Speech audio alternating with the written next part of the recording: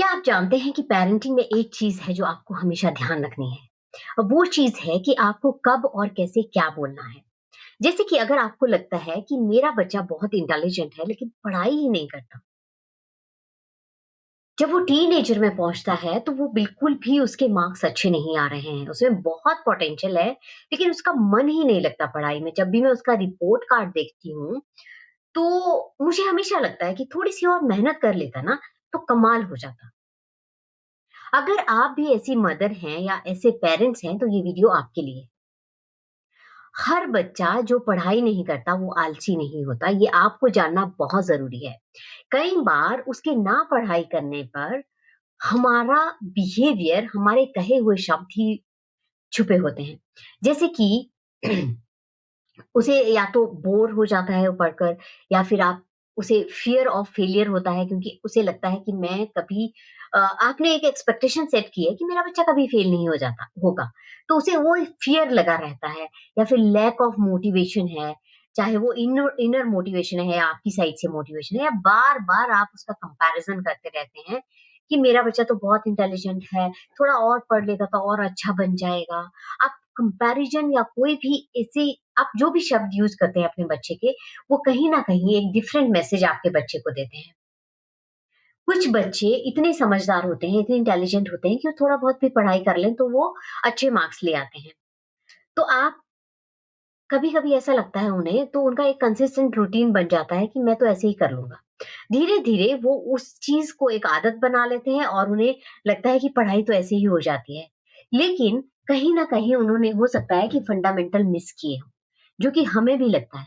तो मुझे लगता है कि पेरेंट्स को मार्क्स या इन सब चीज़ों पे ध्यान ना देकर आपको बेसिक फंडामेंटल्स पे ध्यान देना चाहिए। जब आप उनके बेसिक फंडामेंटल पे ध्यान नहीं देते, तो धीरे-धीरे बच्चों को पढ़ाई बोझ लगने लग जाती है क्योंकि उनके फंडामेंटल क्लियर नहीं है। पहले तो वो ऐसे ही पास हो जाते थे, ऐसे ही अच्छे मार्क्स आ जाते थे। लेकिन जब उन्हें फंडामेंटल की ज़रूरत पड़ी इन हायर एजुकेशन, तो वो नहीं कर पा रहे हैं। आप बार-बार कभी-कभी अपने बच्चे को सुनाते हो कि तुम तो बहुत इंटेलिजेंट थे, अभी क्यों नहीं पढ़ते हो?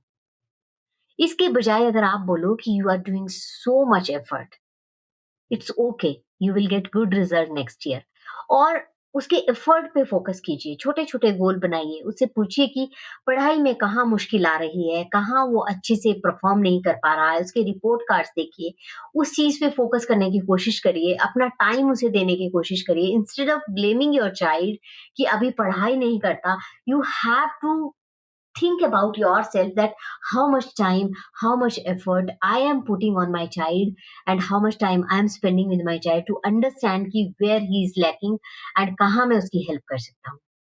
सो पेरेंट और बच्चे का कंबाइन जो एक एफर्ट होता है वो बहुत ज़रूरी है। अगर आपका बच्चा कहीं लैक कर रहा है जो कि वो पहले नहीं कर रहा था। तो कहीं न कहीं तो ऐसी चीज़ हुई है, लूप होल या फिर हमारा कोई कमी रही है कि हम उसे कैच नहीं कर पाए।